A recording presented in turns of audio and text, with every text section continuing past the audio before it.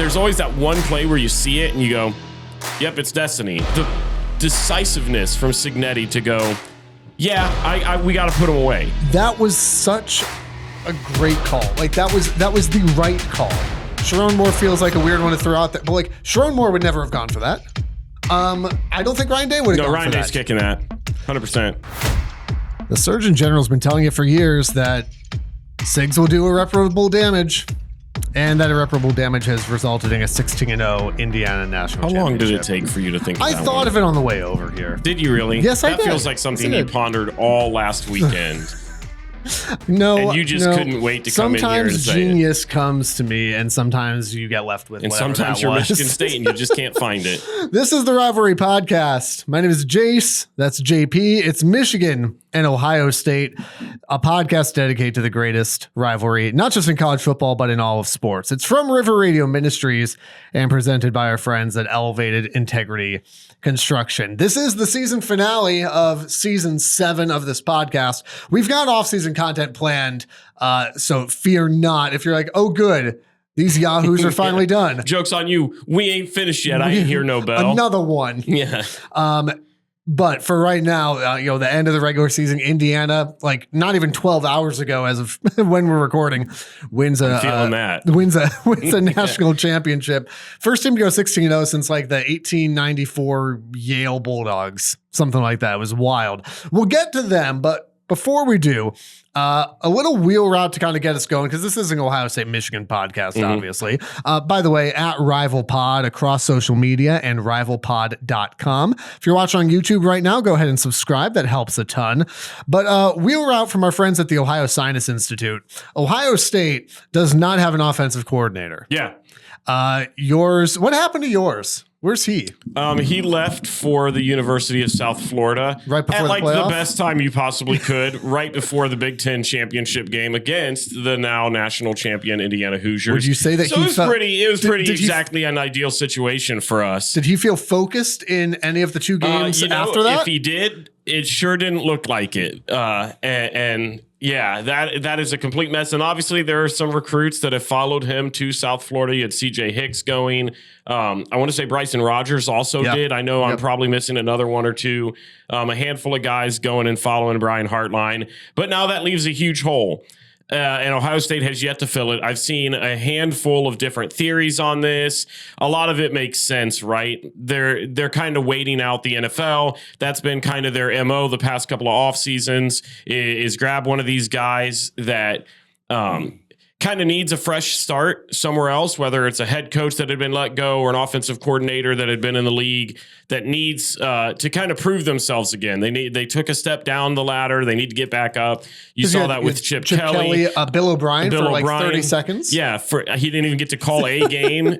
He was that high of a commodity. I would say Matt Patricia is one of those guys right now. I don't think long term that he's a Buckeye guy. I think you're going to see him, if not next year, the year after, especially if the defense continues to play really well under him. You're going to hear his name being thrown around a lot. That kind of seems to be the cycle Ohio State has gone. So it doesn't surprise me that they haven't hired anybody yet, because I feel like they're kind of waiting the NFL out a little bit to kind of see, okay, is there a guy that we think kind of fits this mold that the name alone brings a lot of value? Because they're not going and grabbing some of these lesser known NFL guys. They're getting all of these guys that we just mentioned are top tier names when they were in the league.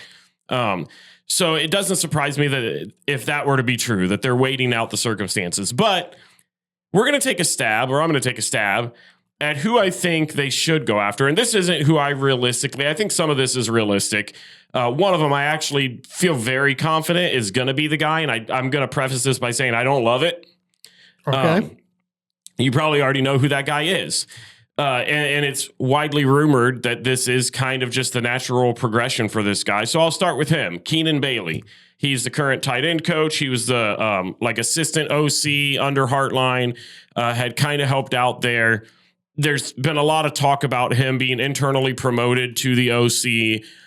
It just doesn't move the needle. I forget who it was that you mentioned during the whole Michigan head coach transition, where you said like, yeah, this makes sense. it just wouldn't excite me. It's not a hire that I'm going to get Jed really. Fish. Yes. It was Okay. Jed Fish. Yes. And you know, some of the sentiment even around that I think applies here too was Klatt talking about winning.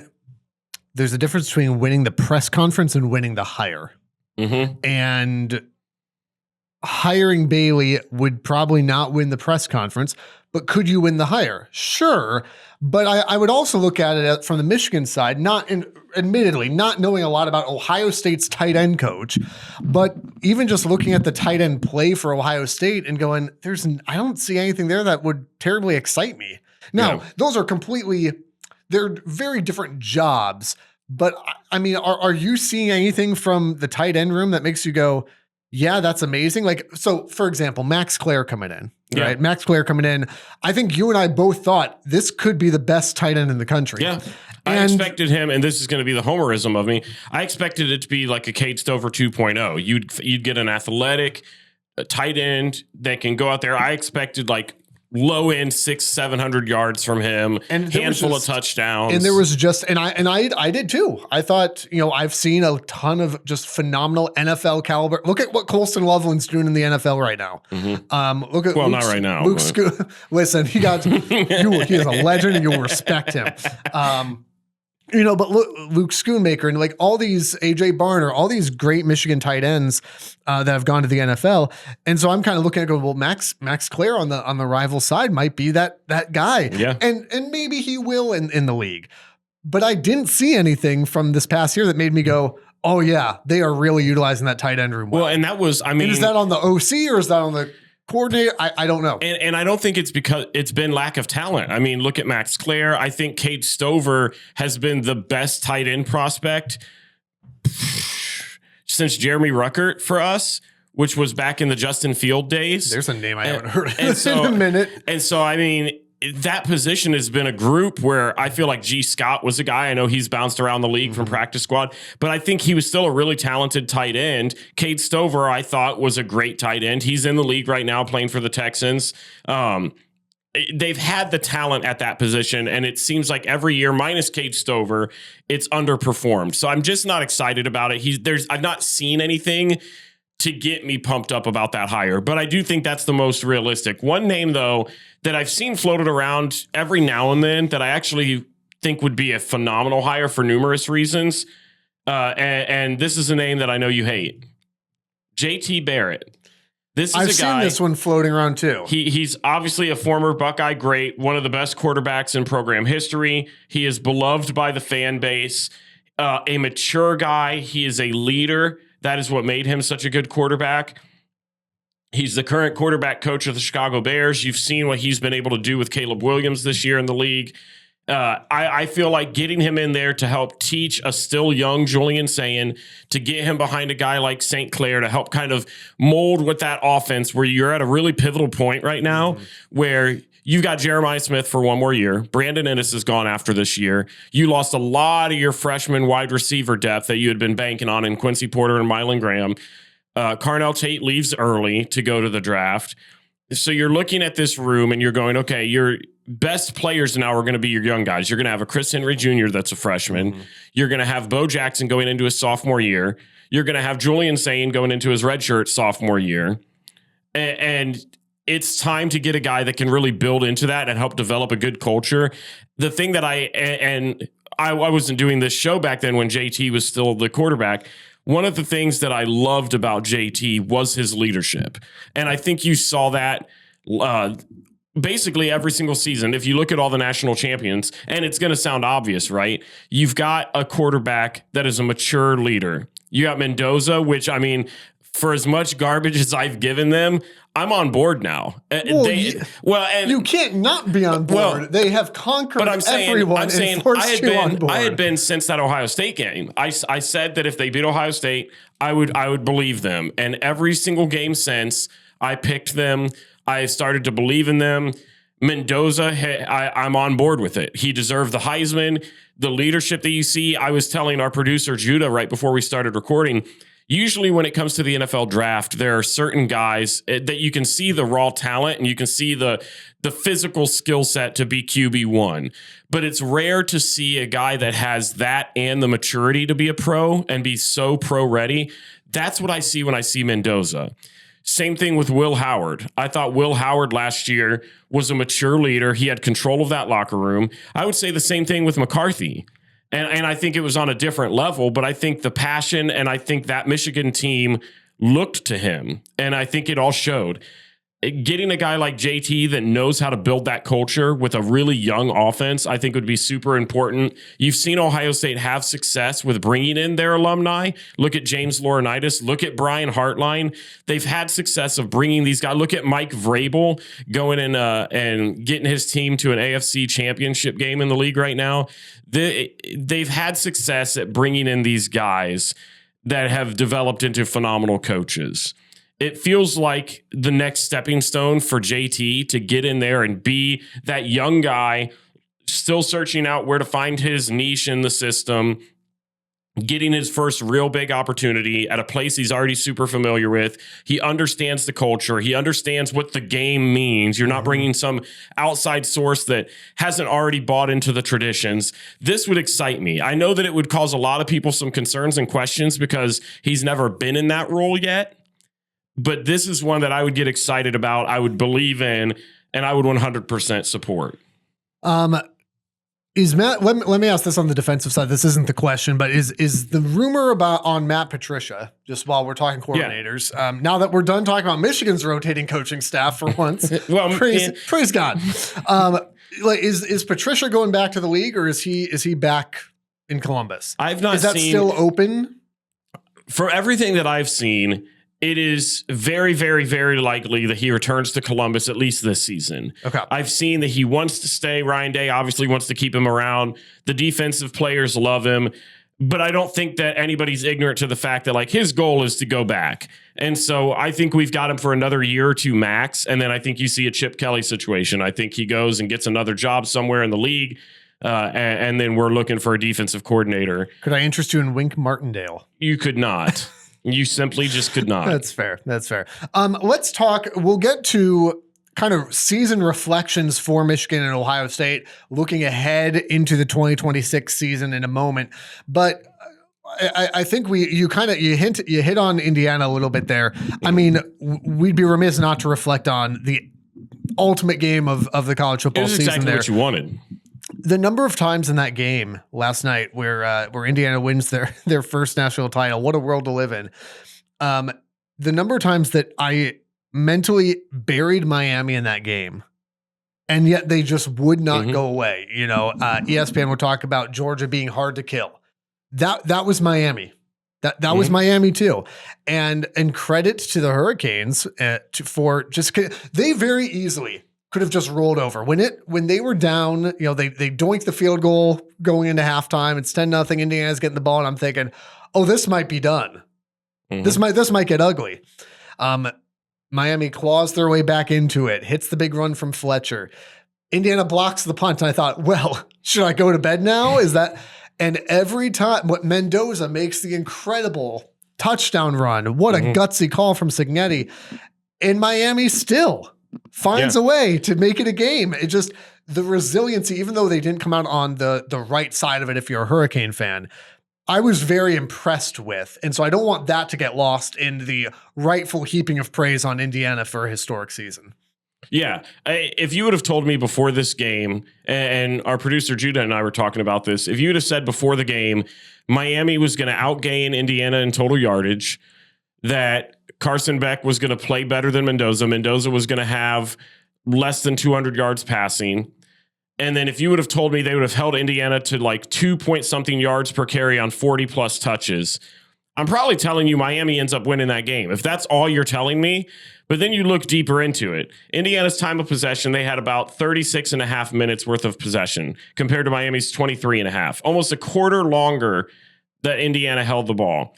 On third down, Indiana went 6 of 16. Miami went 3 of 11. And it seemed like, and obviously you have the turnover at the end, which I kind of throw out because it's, I mean, it mattered, but it's towards the end of the game, you're rushing, whatever.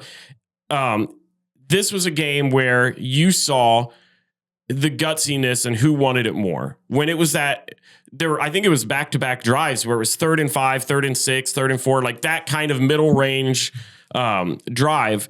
And Fernando Mendoza throws a pass to Charlie Decker that just back-to-back phenomenal plays. I mean, when we talk about it all the time here, you always see that one play, and I think we even did it last episode. Yep. There's always that one play where you see it and you go, yep, it's destiny. Well, and that very first one that he did on that back shoulder, I thought that right there. Also, anytime that Charlie Becker made a play in that game, I just heard, because I made fun of him for it, Gus Johnson screaming, "Charlie B, Nashville, Tennessee, touchdown Hoosiers." And I made fun of him for it. And then anytime he made a big play, I was kind of like, I could kind of go for Gus Johnson screaming into a microphone here, man. Becker was incredible last night. A huge offensive weapon for them, but you just could sense it. And then when it was the 4th down, you already mentioned it. Mendoza with just one of the gutsiest runs that I've seen in a long time. And just the decisiveness from Cignetti to go, we got to put him away. We got to figure out a way to close this. And this is not second guessing. Like, it's first guessing. Like, that was such a great call. Like, that was the right call in that situation, because again, you're up by 3. If you kick a field goal, you are up by. Oh, you're asking 6. Okay, great. Fantastic. You're testing my math real. But for him to look at that and go, if I kick a field goal here, I'm giving Miami the ball with a chance to go take the lead. Yeah. If I go for it here and don't get it, I'm giving Miami the ball to go take the lead if they score a touchdown also. Why don't I just go for it? Yeah. Well, and if I miss it, they're pinned inside the 15. Yeah. It was just all around there are so many coaches. Sharon Moore feels like a weird one to throw out there, but like Sharon Moore would never have gone for that. I don't think Ryan Day would have gone Ryan for Day's that. kicking that 100%. And missing it. The fact that right, R.I.P. Jason Fielding. But the fact that Sig made that call, and then the fact that Mendoza executed. So after I watched it, in not just in national championship games, but like in playoff games like that, these high stakes games, national champions can look back and go, there's multiple plays, right? But like there's a play that just feels like when you see it live, you go, that's going to get rewatched forever if we finish this out. I think about, Ezekiel Elliott, the Alabama game, right? I mean, through the heart of the South. The heart of the South. When you watch that game, if you're an Ohio State fan, you go, I'm going to watch that forever. Jack Sawyer's scoop and score last year. One of those. Correct. For Michigan, I actually think, yes, in the national title game would be Mikey Sangerstil's interception. But I know really, what you're going to say. Corum? The first thing I thought of when I saw Mendoza score was I thought, that's Blake Corum at Rose Bowl. Yep. Like, it's just like, as soon as I saw Corum spin away from 3 different guys, I went and score. I said, if we win this and if we win the whole thing, that's immediately, first thought was, that's a forever play. That's a forever play. Mendoza had himself a forever play on that one. Yeah. What I loved about it is football is such a mental game. And we've talked about it on this podcast a handful of times in different variations. But by deciding to go for that, you're saying so many different things all at once, right? You're saying, I trust my offense. Yep. You're automatically giving your offense the confidence. You're giving your quarterback, the most important person on the field at the time, the confidence that you believe in him, that they can pick that up. Because it was 4th and 5? It was 4th and 5. 4th and 5. Yeah. Which is even gutsier. It's not 4th and 1, 4th and 2. This is 4th and 5. So you're automatically telling your offense, I believe in you to go and get this. Yep. Which is huge, a huge confidence boost in that. You're also telling the defense, you can't stop us. Yeah. And there's one of two things. You're testing out how tough that other team on the other side of the ball really is. Is that going to fire them up if they see the offense start walking back on the field in 4th and 5? Are they going to be disrespected? Or are they going to allow it to continue to happen? It's like what we talked about a couple of years ago when Moore was the interim coach in Harbaugh's absence in the game. And the biggest difference in that game was that he was not afraid to go for it on those. He wasn't afraid to put the ball on the ground and say, I trust my guys. I trust my guys. If you want to beat us, stop us. And that was the mindset. And honestly, that's been Cignetti's mindset since he got his whole coaching career, is that cockiness, confidence that he, in order to beat them, you've got to be able to stop them. And I loved it. I am a huge fan of that play style. And it was such a cool thing to see. Just so many of the scenes from last night too, from the Indiana campus, to one of the coolest moments were them singing that Fernando song as Indiana was walking off the field and the crowd was just erupting. Just a beautiful sight. If it's not going to be your team, it was hard to not root for the Hoosiers. I was just saying, unless I don't typically like rooting for the Big Ten other than Rutgers, which I'll never have to worry about that. But it's one of those things where I'm like, I just want a good game. I don't really care who wins. I did not want Miami to win that last night. I was gonna say, like, unless you are a Miami fan, I mean, I don't know. Outside of, hey, I'm a Hurricane fan, I can't think of a reason why you would not want Indiana to win that game. Yeah. I can't. By the way, the Big Ten has now won back to back national title. It's amazing now that everybody is allowed to pay their players, not just Kirby Smart and Nick Saban. Suddenly, the Big Ten owns this sport. Can we share one thing though? That this is maybe a small little tangent. It's a podcast, man. You can. This whole thing is a tangent. This is something that bothered me last night, and I don't know if it bothers you at all. It probably doesn't. It probably doesn't. There were numerous people that I know that follow Ohio State, big Buckeye fans during the season, that last night on social media on their profiles were tweeting out, "Go Hoosiers." They were on Facebook saying, "Let's go Indiana." I mean, like actively rooting for Indiana. And there was something that irked me about it. Yeah. That, like, I get being like, yeah, I'm fine with Indiana. Like, that's where I was at. If Indiana won, cool. That's I mean, I was cheering for Indiana. I'd say that, but I wasn't like changing my profile picture to like the Bison or whatever.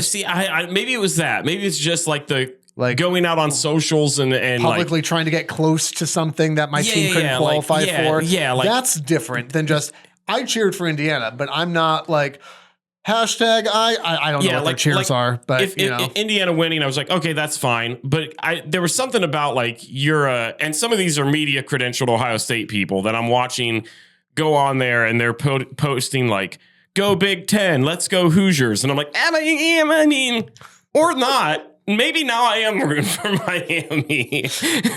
I'm excited that going into last night, it wasn't a worry at all that the SEC was going to win something. Yeah. Can that conversation just die? I think Paul Feinbaum has to leave the country now. Yeah. Didn't he say I'm leaving the country? The Big Ten owns this sport. Mm-hmm. And I'm not going to apologize that the Big Ten owns this honestly, sport. Spoiler alert, next year they're going to do the same. We'll get to our Stupid Genius game season ended 12 hours ago. Let's pick next year's national champion pick, which I'm sure will go well. But first, maybe you feel like Mario Cristobal in Miami. Yeah, I'm letting that sink in a little bit for all the angry Miami fans in our comments. You're trying to build like a champion and you're so close, but you might not know how to execute it because Carson Beck just threw another interception. Aaron and the team at Elevated Integrity Construction have a winning pedigree and a team of All-Americans. They are a juggernaut of the industry. They've built a dynasty with championship builders. If you've got a home, church, or business build, go with the folks with integrity right there in their name at elevatedintegrity.com. That's the last shot that I get to take at a team for don't be like Miami and wait 20 plus years to get started on that project. Wow. Start now. Wow. Before people get more mad because you're going to say more things, the Rivalry Podcast, also a proud member of the Varsity Network, powered by our friends at Learfield Varsity Network, the must-have app if you call yourself a college football fan, which hopefully you do. Live broadcasts, on-demand podcasts just like this one. Free to download. Find the Varsity Network in the App Store and be sure to search for the Rivalry Podcast. We also want to say thanks to a new sponsor this year, the Ohio Sinus Institute. Thank you. You deserve better sinus care. Get relief from the most experienced sinus specialist in Central Ohio, Dr. Boris Karanfilov. Surgeon-led, personalized care with over 20 years of experience. Minimally invasive procedures, in-office treatments, and on-site CT imaging for quicker results and better answers. The Ohio Sinus Institute. And finally, proud again this season, getting to partner with our friends at Homage. Since 2007, Homage has been helping fans pay homage to the people, places, teams, and moments that matter most to them, with quality craftsmanship, elite storytelling, and that trademarked legendary comfort. You can get yourself something from Homage. I'm wearing the Detroit, I think it's actually Detroit Tigers, but it just says Detroit. And so it works for everybody. The Wings, man. The Wings are playing good hockey. You're not a hockey guy. You don't care about this. I'm not. If you had to pick a hockey team, you could have just named anything in Michigan and I wouldn't have cared. So if you had to pick a hockey team, who would you pick? The Blue Jackets. Okay, fair enough. But you don't actually do. No, I like hockey. Have you ever been to a hockey game? Yes. Okay. I think even with you. Oh yeah, we did go to a hockey game together. Wow. When you say I don't care about hockey, and then you can't get mad when I say, have you been to a hockey game? We did the outdoor series. I don't care about Michigan. We did the Michigan-Ohio State outdoor game in Cleveland. Wow. Still haven't found the There's a whole video garage. proof. You can check it out at Rival Pod on YouTube. Apparently, I remember it and Jace doesn't. Click the link below and wherever you're listening or watching and get yourself something from Homage. It's great and it supports the podcast. By the way, riflepod.com, you can support the podcast as well. Just because we're going to the off season doesn't mean we don't need support, because guess what? The off season is where we find out, hey, how much of our teeny tiny budget do we actually have for next year? Mm-hmm. So if you want to get yourself a t-shirt, you want to throw $10 our way, say, hey, appreciate the work, keep it up. We'd really appreciate that. We've got some rivalry stickers for you. Just little ways to say thank you for your support. That would mean the world. If you can't do that, be sure to just rate, review, and subscribe. That helps us out a ton. We do want to get to some like season reflection and season ahead now. Yeah. Now that the season ended. Do you want to start with Ohio State or Michigan here? Yeah, we can start with Ohio State if you want. Let's do Ohio State, because we already kind of touched in on that a little bit there. Yeah. So like now that the national title's wrapped up, your season ended like a bajillion years ago, just like Michigan's. Mm-hmm. Michigan won the same number of playoff games you did, by the way. That's fine. But in all seriousness, looking back at the season, like how would you maybe grade it, but how would you evaluate the season? And what are you looking at heading, not just into spring bubble, like looking ahead into September of 26? Yeah, I think it's a big question, but you looking back full circle, my expectations preseason, there were a lot of questions with Julian saying, I had some questions at the running back position. The defense, I had a lot of question marks on because they weren't returning a good majority of their starters. So if I'm going how I would grade the season based off what I kind of thought, and I still believe that I rated them pretty high. I think even preseason, I said they maybe would have one loss, and I thought it would maybe be that Texas game where I could see it going 50-50. Yeah, I think you were closer than me. I had 9-3. I definitely didn't have more than 2. You had like 11-1. Yeah, I had them like 11-1. I would still say I would grade the season as an A, and maybe that surprises some people. I very much live in the mindset it's natty or bust. So there's part of me that wants to go, it was a failure because you didn't get it. I also understand how hard that is to do. You're not going to realistically do that every single year. I think a lot of those questions were answered. I think Julian Sayin proved himself to be a dude. Yeah, I think the running game kind of solidified itself. I think you found your guy going forward, Bo Jackson. The defense, I thought, obviously played outstanding, well above what people's expectations were. I think that was the biggest question mark on the team, and that was other than the quarterback, probably the strongest part of the team. 100%, I would say it was the strongest, and you're going to have that same situation coming into this next season. So, based off last season, where I thought going prior when we started this thing up in early August, I would say it was an A. Obviously, you still failed. Going and losing to Miami in your first playoff game isn't ideal.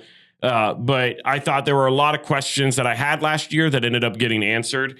Looking ahead at next season is going to be wild because you're basically in the same boat that you were last year and with a heck of a lot tougher of a schedule. I marked down some of the key games for Ohio State. By the way, you'll hear some similarities in the Michigan schedule as well because both these teams have gauntlets. Yeah, I don't want to hear the excuse next year if Ohio State ends up performing well what's your schedule look like? Ohio State is at Texas. I thought you were going to start with Ball State, man. Okay. Well, you never know. You just never know. But yes, at Texas, second week of the season. At Texas. Then you have Oregon at home, Indiana, Iowa, USC, and Michigan. I mean, it's a lot, man. That's a gauntlet. That is an absolute gauntlet. And most of those are road games too. You're at Texas. Indiana's a road game. You're at Indiana. You're at Iowa. You are at USC. Yeah. And frankly, you're at Nebraska, and who knows? Well, maybe Well, not Nebraska. Yeah. but at USC, at Indiana, at Iowa, at Texas. Yeah. That's just the away games. Yep. I mean, that's rough. It is a gauntlet of a schedule next year. It's going to be tough. This is one, and I'm usually the side where I go, Ohio State's going to win every single game they play. Early season, looking at this, I'm going, there's at least 2 losses again. Based off what I'm looking at now, this is at least 1 to 2 losses almost guaranteed. Well, and it's one of those things too, where now that there's not a spring transfer portal window, you more or less know. Now, guys that are in the portal can still move to play teams and whatever else. But I mean, at USC is going to be Jaden Mayava. Mm-hmm. Like, that. Hosting Oregon, but it's going to be Dante Moore. Yep. At Texas, it's Arch Manning. Mm-hmm. So Indiana, Josh Hoover. And so some of what these teams will look like, maybe even more so than in years past. Now, you could have, last year in August, people are looking at Penn State going, this is a national championship and Illinois, team, I remember you even said that. Yeah. Washington was another one people threw out. And so of course it's impossible to tell, but on paper, that's a tough schedule. But I will say this, and I'll repeat it here in a second when we talk about Michigan's schedule, because it's basically the same thing. It's terrible. Nobody cares. Yep. And that's the logical side of you as a fan. The logical side of you as a fan can look at a schedule like this and go, logically, if I'm an Ohio State fan, we are going to go 9-3, 10-2, and it'll just depend if we make the playoffs on how it shakes out. But you're not really allowed by the fan base at large to think that way, even though that's realistic. The answer is 12-0. Undefeated. You beat your rival, you win the Big Ten, you win the Natty. Those are your goals. Mm-hmm. And I think it's still very possible. I'm looking at some of the areas of need for Ohio State next year, because you had almost every single person go to the transfer portal, it felt like, for a time there. And I know they actually ended up doing very well in the portal themselves, bringing in a lot of key guys. Some of the areas of need that I think I've got bigger questions on going into next season, I think the secondary is one of those. Yeah. You're obviously losing the best player you had on defense, in my opinion, in Caleb Downs. Sure. I don't know how many people would argue that. Yeah. Maybe somebody would say Arvell Reese. Maybe some would even make the case for Sonny Styles. I think losing all 3 of those guys is going to play a huge part. Yeah. The secondary is one for me that I've got question marks. You've got Jermaine Matthews coming back, but you lose Igbinosun. You lose a lot of your secondary depth. Bryce West is gone. Aaron Scott Jr. ends up committing to Oregon. West went to Notre Dame? I believe so. Okay. I know I saw Scott went to Oregon. I don't actually know if West committed yet. Okay. I could be wrong on that. I know Scott over the weekend, or maybe it was last week, went to Oregon. You also had Malik Hartford, who ended up transferring. He was a guy that played safety for Ohio State. Wisconsin. West went. Yes. Okay. I knew that he did commit somewhere. So you're looking at a secondary that doesn't have a ton of depth to it. You still got a guy like Devin Sanchez, who's going to be coming in, who played some minutes last season. I think he'll be good. He was a 5-star guy coming out as a freshman. I would also say a huge question mark for me now is the linebacking group. You're going to have Peyton Pierce is going to be there. Riley Pettijohn's going to be another guy they're going to depend on. I think Pettijohn has the chance to be a guy like Arvell Reese by the time he gets ready to leave. And then the biggest thing for me, well, maybe not the biggest, another thing, it's all defense. Sure. Because you're losing just so many guys. Yeah. I actually think the defensive line itself is good, the initial group. The guys you added from Alabama help. They help, but you still have guys like Kenyatta Jackson Jr., who's returning. You still have Edric Houston, who's been valuable. If he can get those stupid penalties out of the way, he would be fine. You still have Bo Atkinson, the guy that transferred in last season from Duke. You still have these guys that are going to come in and be a decent front four. What I think is going to be interesting to me is the depth behind that now. And that's going to be my biggest question mark. Offensively, you still got a bunch of guys returning that I think actually helps this team a lot, which is why I think this offensive coordinator position hire is so important right now, as it always is. But I think this year, really, you still have Julian Sain coming back. You have Jeremiah Smith in his final year. Let's be real. Bo Jackson is coming back. By the way, I feel like in the offseason, it's safe for me to kind of take the foam Wolverine head off now and go, thank God that it's Jeremiah Smith's last year, because that man has been in college for forever. It's not like we have this other 5-star guy named Chris Henry Jr. coming in that you'll have to worry about. We'll see. But you've got Jeremiah Smith. It can't be worse. Okay. Fair. Bo Jackson, Brandon Ennis, which I know that you've no one is worried about Brandon Ennis. He still had more receiving yards than Andrew Marsh in the game. The entire O-line is basically returning outside of Shagbola, or I can never say his last name. Shagbola, yeah. Outside of him, which he was kind of towards the end of the season being rotated in and out. So you're going to get an experienced O-line back that I still think is pretty good. I was going to ask because I don't know that I do think that. And so I was curious. Don't hear me say that I think they're elite. I think that they are. I think they are good enough to get the job done. And having played together is going to help. And I think they have the potential to be that good. Because you saw that in 2024 where there were a lot of people, even that season, that were like, well, this is kind of a patchwork O-line. And it was. And then they figured it out. Yeah. And so I think that this group, Luke Montgomery's a guy, Carson Hinsman's a guy, Philip Daniel, who I watched get his lunch money took against Ruben Bain, which who couldn't. They're all returning, but I have faith that group is going to be solid. So this offense has some guys. Chris Henry Jr., I expect to come in and play the Carnell Tate role. He's going to have an immediate impact. And I don't think the expectation for him is the same level as what it was for Jeremiah Smith. I think Jeremiah can just continue to be himself and be healthy. Brandon Ennis can get you 300 to 500 yards in the season, and you're looking at Chris Henry to do 600 to 700. I think you would be fine with that. You need a guy who's going to be able to threaten. Yeah. Someone that can another deep threat. Because I'll be honest, Brandon Ennis ain't drawing any attention when Jeremiah Smith's out there. So you need somebody that can step into that role and draw defenders' eyes, can draw defenders' bodies to give Jeremiah more opportunity. Now, Jeremiah can create plenty of separation on his own, but if everyone can just key in on him, of course it gets difficult. Yeah. You know? He's human, I think. Yeah, I've not seen it, but maybe. So I can see how one might think that. Yeah, there have been a time or two, maybe he did drop a pass. Yeah, and so I'm looking at the offense, and that doesn't worry me. I think the running back depth maybe does a little bit. You have Isaiah West. I know they got the guy. He's like a 7th-year senior from Florida. They brought in. Cool. And I don't expect much playing time outside of Bo Jackson and Isaiah West. I think those are your two guys. But Lord forbid something happened to Bo Jackson, I'm going to start to be concerned. Same thing with the quarterback room. I would put that up there as well. The depth in those positions, as well as wide receiver. David Adolph right now is our wide receiver 4, I guess, technically, because you've got Chris Henry coming in. That'll likely be a starter. Well, you signed that guy from UTSA. Shout out our boys, Meep Nation. Yeah, true. There are some guys coming in that I think will help fill those roles. But I would still say some of the wide receiver room depth is a bit of a concern. Nothing crazy. Tight ends, you're losing Max Clare, obviously. Kazmarek is gone. You still got some decent guys in that room. The offense, like I said, doesn't really worry me. A lot of my question marks are going to be around this defense. Yeah, and I think you identified the key areas well. I mean, I have said for years, like I have not bought Ohio State's, not necessarily the secondary, but like Ohio State's corners. I've not bought for years.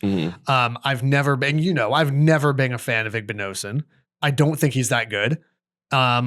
And I'm not really concerned about Jermaine Matthews. And so it'll be interesting to see how those players develop between now, obviously not Igbinosun, but how those guys who are now slotted in for starting roles, how they develop heading into spring ball, heading into fall camp and all that stuff. Because you're right. The guys like Bryce West and Aaron Scott, I mean, those were big Michigan targets too. They're out of Springfield. And when they committed to Ohio State, it was a big loss. It goes back to what we talked about last week too. And this was our T-Bone over at 97.1 here in Columbus talking about, I don't want to hear about boom anymore. I don't want to hear about 5-star signing battle. He's like, it doesn't matter. These kids will probably not even play for you. It's about how you use the portal. And he's 100% right. And I think my biggest question on the defense is you're looking at this past season and you had just veteran leadership across the board. And now I'm looking at it going, who's wearing the green dot? Who's the guy out there directing traffic? You had that in Sonny Styles and Caleb Downs, which every single other team in the nation would probably have killed to have even one of those guys to be their kind of lead guy on defense. I don't know if I can see a guy right now on the Ohio State side of the ball that I feel like has that kind of leadership. Now they could. Yeah. It wouldn't surprise me at all to see. They'll develop through spring and fall. Who's to really say? But right now, there's not a standout guy where I think even last year or the year they won the championship and all those guys left, I think people looked and said, well, you've got Sonny Styles and you've got Caleb Downs. So like we know who our leaders on defense are. Who's going to be that guy for this defense moving forward? That's my biggest overall question. I'd rather not reflect on Michigan's season if that's okay I would with you. look, All right. if you want to let me have the floor, I've got 12 minutes worth of Bryce Underwood that I can bring up. So now that I think, the coaching smoke is cleared and Michigan's got their guys in place and the portal's closed and, the mass exodus didn't really happen. There's a few key guys that Michigan lost, which that can be said for any team in the country. But the great concern, what I'll call, quote, the great concern, Andrew Marsh, Jordan Marshall, now that that's kind of alleviated, we've got coaches in place.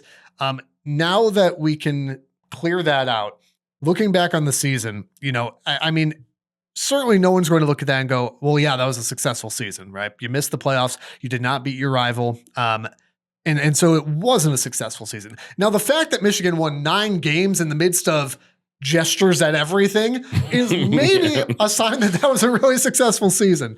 Obviously the off-field coaching stuff, I mean, we don't need to go back into that. I am glad, do I think Kyle Whittingham is a great coach? I do. I think that's a great hire. Do I have any idea if it's going to have, national championship success? No, I don't. I don't think anybody knows what it's going to look like. I think we have some ideas. I think he's got a long enough track record, obviously. But the sentiment seems to be, thank goodness we finally have what seems like an adult in the room who's not going to bring a bunch of drama with him. That's a win. On the football side, I mean, preseason, I don't remember what you picked for Michigan, but I know I picked them 9-3. I think I said 2 or 3 losses. I was going to say, were close. You were close there. I did not think that. I'm trying to remember who all I picked. I did not believe that Ohio State would be one of the losses. Yeah. I feel like I picked them, Oklahoma, and I could have convinced myself on USC. So it wouldn't have surprised me if I had you at 3. So, I mean, Michigan in the biggest moments did not look prepared. They did not look well coached, understandably so. The development of Bryce Underwood was lacking. And I don't know, maybe that's because we didn't have a dedicated quarterback coach. Which is just wild. There's much of that short Sharon Moore tenure that I just am not I do not understand, why Michigan hired him with an opportunity to spend 9 months looking into him as the interim. I don't get that. How he got through and I that. don't understand the financial investment of Bryce to then not have a dedicated quarterback to me, coach? That's just common sense of if you're going to invest that much money into anything, you're not going to do some form of insurance to make sure you get an ROI on that. You're not going to go and get your quarterback that you're paying $10 to $12 million over the next 3 to 4 years to go and be coached and developed. That's not even a knock. By the way, that's not a knock on Chip Lindsey. I thought Chip Lindsey actually was a pretty good offensive coordinator. I would have liked having him stay around. When you're being asked to split time there, I mean, what do you, it's kind of, I can imagine him in these meetings going, what do you want me to do? And of course there's, these coaches that don't get along with Sharon, and Sharon's have, it's just, the whole thing was a mess. Michigan go 9-3. If they had beaten Ohio State, I'd say, you know what? It's kind of a successful season still. Didn't happen. And so it's not. There's nothing really to show for that season. Burn the tape and let's move on. Could it have been worse? Yeah. Michigan got very fortunate against Northwestern, for example. They tried to give the game back late against Nebraska. They tried to let Purdue hang around for some reason. It could have been a lot worse. That's kind of my sentiment reflected back in the season is 9-3, given everything going on the field, off the field. That could have been a lot worse. I think in the portal, I think Michigan did decently. I'm looking through the list here. There are guys that, when we talked about this, and so I don't want to repeat myself too much, but we talked about this last episode where, it's not about the sheer number of guys in the portal. It's about which guys were going to be significant contributors that now we're not going to be able to, right? Yeah. So it is the Aaron Scotts and the Bryce West. It's guys like that. For Michigan, so that's why I'm looking at guys like Fred Moore and going, okay, wide receiver Fred Moore could not get on the field in the wide receiver room that Michigan had last year outside of Andrew Marsh. Okay, I'm not too concerned about that. But it is guys like Elijah Dotson. I thought was a good example. Underclassman cornerback, liked a lot of what I saw from him. Actually, I thought in the Texas game, played very well. Like I remember marking it down a couple times going, man, he's really coming on here. I would have loved to have kept Elijah Dotson because I think that would have been a really helpful depth piece. Cole Sullivan is probably the biggest loss to the portal. Linebacker signing with Oklahoma. We'll see him week 2. We'll get to Michigan's schedule here in a second. That's a huge loss because Michigan's biggest area of need right now is definitely linebacker. You know, you have Jimmy Rolder declaring for the draft, understandably so, but I was hoping to keep him. Rolder goes to the draft. Ernest Hausman is retiring from football. You've got Jayshon Barham going to the draft. And so Cole Sullivan was going to be the key guy. And so now that you don't have him, you do have Owosu Boateng, who's going to, got some because of Wink Martindale, got some decent reps. He's a good player, but it's not a guy that's going to be the guy right away. Yeah. I will say on the positive side, Michigan adding in Nathaniel Staling, linebacker captain from FCS powerhouse North Dakota State. That's a great get. Because again, could you find a flashier guy? Could you have, the Rasheem Biles and stuff? Yeah, of course you would have loved to have had him. Yeah, for sure. A linebacker captain from that powerhouse, I'll take him. Especially when you're looking around going, we need some guys with not just warm bodies that play the position. We need experience and we need leadership. That's a great get.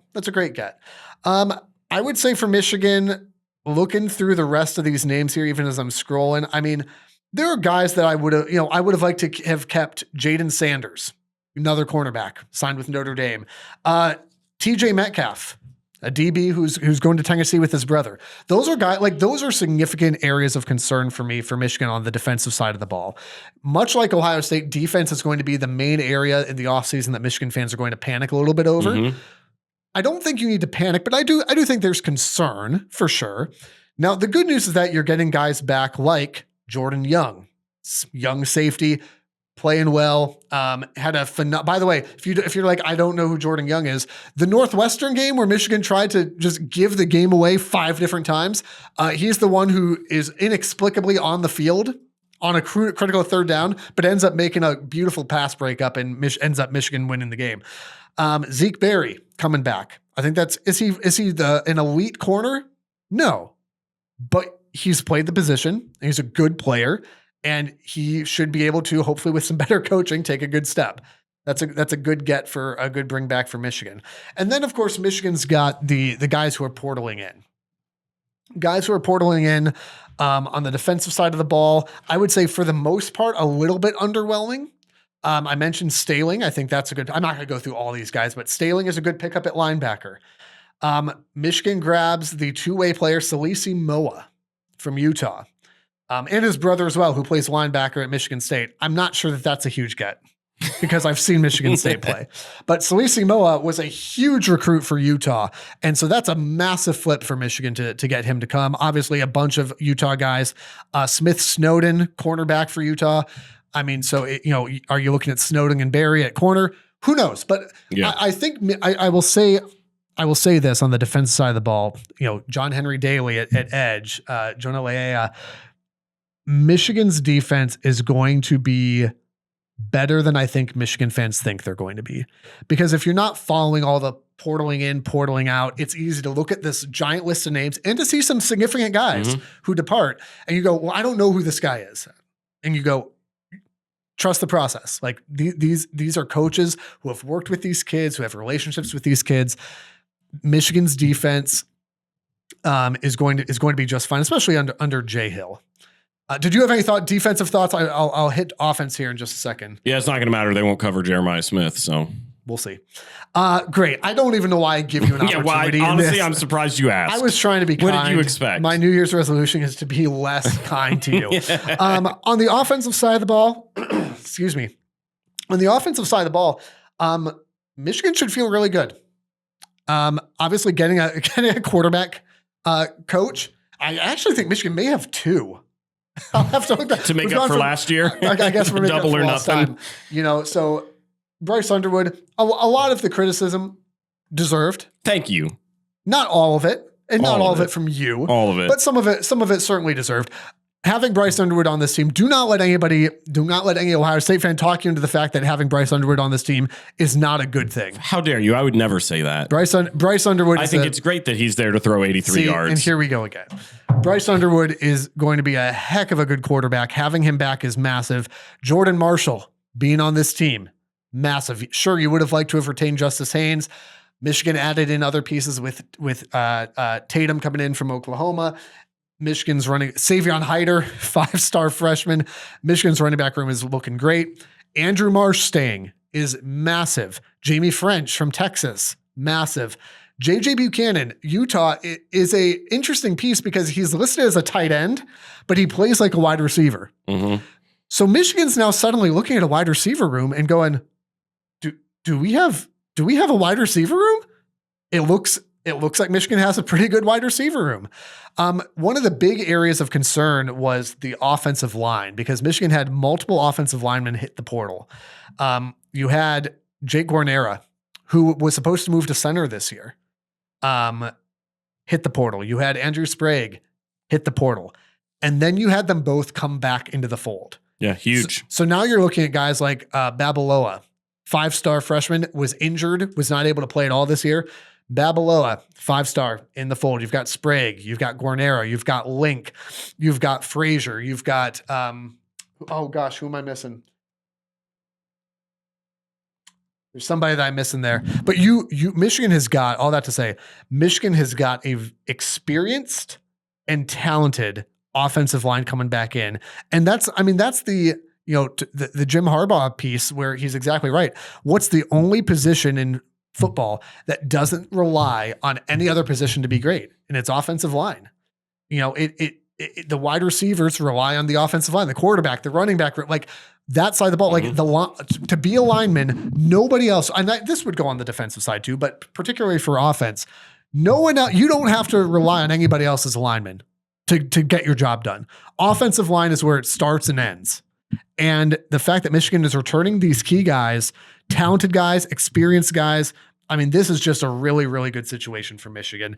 The offense should be good. And I think having a guy like Jason Beck come in, having dedicated quarterback coaches, knowing the style of smash mouth football that Michigan is still going to play because that's what Utah plays. And also just seeing the way that Utah has utilized mobile quarterbacks over the years, I think this is a really good situation for Bryce. And so looking back at everything that Michigan came through this season, looking ahead, they seem like they're going to be in really good shape. And they better be, because here's Michigan's schedule. The schedule. We talked about Ohio State's schedule. Michigan's, I don't know that it is as difficult as what Ohio State's staring down, but it's certainly not great. So Michigan has Oklahoma, and we talked about quarterbacks coming back. Yep. John Matier back again to haunt my nightmares. Oklahoma in week 2. And then the rest of these, schedule's not out yet for these, but John Matier in Oklahoma is on the schedule. Josh Hoover in Indiana. Maybe you've heard of them, the defending national champions, on the schedule. Michigan does get Iowa this year. They get Penn State. Again, what are those teams going to look like? Don't know, but I don't think I'm going to like it. At Ohio State, obviously, toughest game on the schedule at the end of the year. Michigan also goes to Oregon. Yeah, that ain't going to be fun for you. So again, Oklahoma, Indiana, Iowa, Oregon, Ohio State, all on the schedule, along with Penn State, who's kind of a wild card here. Yeah. They get Oklahoma and Indiana and Iowa at home. That helps. But also, have you seen Oklahoma and Indiana? And then you get to go on the road at Oregon, at Ohio State. between Michigan and Ohio State, those have got, and I don't know what the rankings are. Those have got to be two of the toughest schedules in the country. Yeah. I mean, that's just brutal. So again, but much like Ohio State's schedule, nobody cares. Yeah. These are the teams on your schedule. The expectation is to go 12-0, as ridiculous as that is. I said Ohio State is probably, I don't know if I said this, Ohio State's easily staring down 10-2, 9-3. I don't think that's crazy. Yeah. Michigan, it's impossible to tell. I don't think 9-3 is that far. I mean, I think 9-3, I think you could easily make a case for an 8-4 team. Is that successful or not? Depends. Yeah. It entirely depends. Probably not. Depends on 8-4 would not be, but it also depends on, I mean, how good are these teams? Yeah. If Ohio State and Oregon and Indiana and Oklahoma are all, top 8 teams, okay, maybe 8-4 is okay. But yeah, your goals are the same every year. Your goals are the same every year. If you're Michigan or Ohio State, beat your rival, win the Big Ten, win a national title. It's not easy. Now that we're talking about the national title, let's move on to our stupid genius pick, which we're going to do a little bit different. Brought to you by the Ohio Science Institute. Thank you so much for that. You're very welcome. The national championship ended less than 12 hours ago. So let's take a stab at who we think is going to win the next one, shall we? This is so dumb. I hate when podcasts do this. So let's do it. Great. Do you want to go first? No, I don't want to go first. Okay. I'll go first. I have mine. And by the way, we're putting in the stipulation that we are not allowed to pick Michigan or Ohio State. Yeah. No matter how would be much so I boring. think Michigan will go 16-0. I don't think that. I also don't think that. We're going. That'd be too easy. Someone outside of the outside teams in this of building. Ohio State or Michigan, who do we think is going to win the championship next season? To me, it's very obvious. To me, it is extremely obvious. And I say that knowing that last year, I think that I said Penn State would probably get there this year if I wasn't picking Ohio State. And we all saw what happened there. I'm going Oregon. I think the Big Ten gets its 4th in a row. I think Oregon's the team to do it. They've been right on the cusp. They've been in the playoffs and then got bounced. I feel like with Dante Moore returning, they got Dylan Raiola as the backup. They got a lot of their key guys still returning. They got the safety from Minnesota. Coy Parrish. Yes. They got him. He transferred in. They also got Aaron Scott Jr. from Ohio State. Just loaded with talent. Dan Lanning, one of the best coaches in the nation. It feels like, and I teased this last episode, and this is a whole different thing that we could go on. This feels like the best chance Dan Lanning has to do it. And this is obviously so early. Yeah, I mean, I would agree with you. I think on paper, yeah. I think on paper, this is one of his most talented rosters. And I think if he fails again, especially if he fails as early in the playoffs as he does, if they don't do a significantly deep run, if they don't even necessarily make it to the championship, I think that there's a conversation to be had around Dan Lanning. Which is insane. I'm just saying. That is an insane, because this is not James Franklin. I'm not saying he's James Franklin. Okay. I'm not saying he's that territory yet. I think that is like very, very rare. But I do think it's fair to start criticizing him. Where if he fails, and I would define that as if he can't make it to at least the semis. Make it to the semis, make it to the Natty. He doesn't. I would say he should win it, but to me, you've got to win the Big Ten championship. To me, you've got to go probably to the championship game for me. With the talent he's going to have, barring that they stay healthy. To me, I feel like there's a conversation to be had when you're continually getting to the playoffs. You're routinely good, but you just can't seem to get over that hump. Well, and have gotten blown out. And that's what I'm saying. Yeah. At some point, you've got to be able to call a spade and go, okay, are you ever going to be able to get over that? See, because I disagree with that. I agree with it, but I disagree about a conversation on the... I'm not saying we're talks of fire, but I think right now, Dan Lanning has a ton of hype around his name. I think a lot of people have kind of, maybe not so much anymore because of what Indiana accomplished, but for a while it felt like him and Cignetti were kind of the same realm as far as coaching goes. And I felt like while his teams were consistently good, he always failed to meet the true expectation of where his team was supposed to go. And I thought I thought this season, and I feel like it's the same conversation we've had with Ryan Day. You have these loaded rosters, and then when you get to one of your biggest games, you drop the ball, and you look uncharacteristic from what you have all season. And I feel like that if we're going to do it to Ryan Day, which we are, it's and deserving. I would be the first one, and I've done it on this where I've given him criticism for it.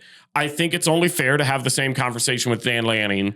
If they are healthy and the situation goes like it has for them the past 2 years and it continues on to its third, I think that's a fair conversation to start having of going like, okay, how good can they actually be?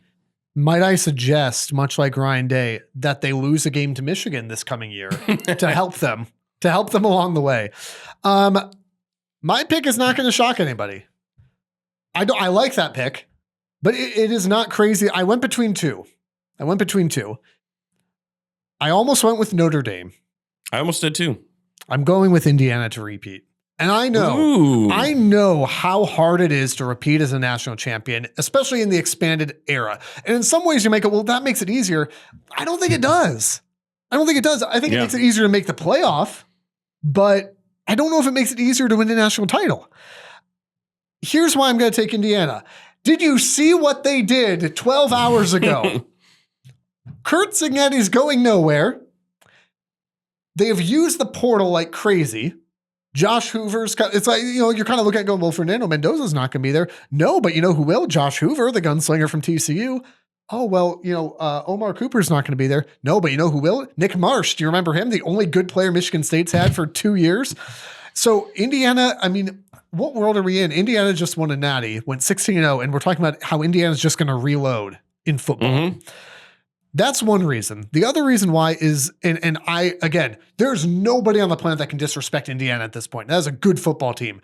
One of the reasons why I would pick them to repeat is that with the talent that they've got, with the experience that they have, the talent that and execution that they've shown, now they've been to the mountaintop. It's not just, hey, we think we can get there. They've been there. They're standing there and they're looking down. And when you have the high ground on teams, that's a pretty good place to be. They play one of the worst schedules I've ever seen. Worst meaning like one of the softest schedules I've ever seen. Michigan's on it. You're on it. Continue. You fool. Sorry, this is from a ministry. Don't say fool. You ignoramuses. Thank you. Okay. But I mean, we're talking about like they play 8 home games. They have 4 away games. One of them is at Rutgers, which doesn't even count. Hey now. You know what? You leave my Scarlet Knights out of this. They've done nothing to you. They play 4 away games at Michigan, at Nebraska, at Washington, at Rutgers. Everything else is at home. And they're playing teams like the Howard Bison, North Texas, Western Kentucky, Northwestern, Purdue. I mean, like the tough games they have on their schedule would be at home against Ohio State, at home against USC, at Michigan. That's it. Mm-hmm. That's it. Now, that is not meant to take anything away from them. It's not meant to say that, hey, going 12-0 would not be that impressive because you win all your games. You won all your games. Yeah. And by the way, Ohio State, Michigan, USC, those are very difficult games. I'm saying the whole of the schedule is not really comparable to what we just saw from Michigan or Ohio State. This team feels like they have a ton of talent. They've obviously got great coaching. Their schedule feels very favorable. 2 of those 3 tough games, they only have about what I'd call 3 tough games. Mm-hmm. 2 of those 3 are in Bloomington. So, I mean, at Michigan is the only road game that I go, well, that seems tricky. I'm not even putting at Washington there. They should be able to handle that. Yeah. Indiana just feels like the simplest,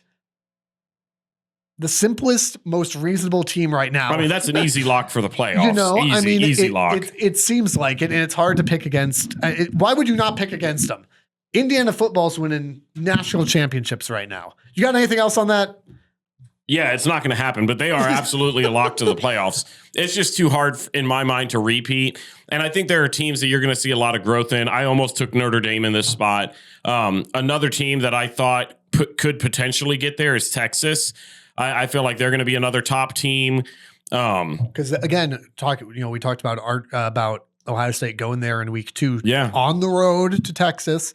And you're going to have Arch Manning, and so Texas looks like a dangerous team. They had a season, and they were very different seasons. But I mean, they had a season not unlike Michigan's, where you had all this hype around a young quarterback and there were some ups and downs. Now, Arch obviously, I think it's very fair to say, we talked about this, played his best football down the stretch. Yeah. No question about it, where Bryce didn't. There's no question about it. We saw it in the bowl game. And so at the same time, though, Texas came in with all these aspirations. I don't think Michigan thought they were winning a natty this year, but Texas did not have the season they wanted to have with their young quarterback, but they're looking around going, okay, we've got the pieces to make a run. I don't know that I believe Michigan's in a natty conversation for next year, especially if their schedule was better. Maybe Yeah. I just don't think that's realistic. But I think Texas and Michigan and even Ohio State, none of them had the seasons that they wanted to have, and so they're all kind of looking around going, we've got the pieces to at least make some noise next year. I think that's fair for all three of those teams. Yeah. My last thought is just looking at those schedules, just how crazy good and deep the Big Ten is. It's just, we said it at the beginning of this episode. The college football runs through the Big Ten now. Yeah. And Undoubtedly. next year, it's going to be the same thing. They're going to win 4 in a row. I feel very confident in that, even if it's not Oregon. Yeah. You've got Indiana, you've got Oregon, you've got, I mean, listen, who's to say Michigan or Ohio State couldn't end up there too? I mean, okay? I think it's very possible.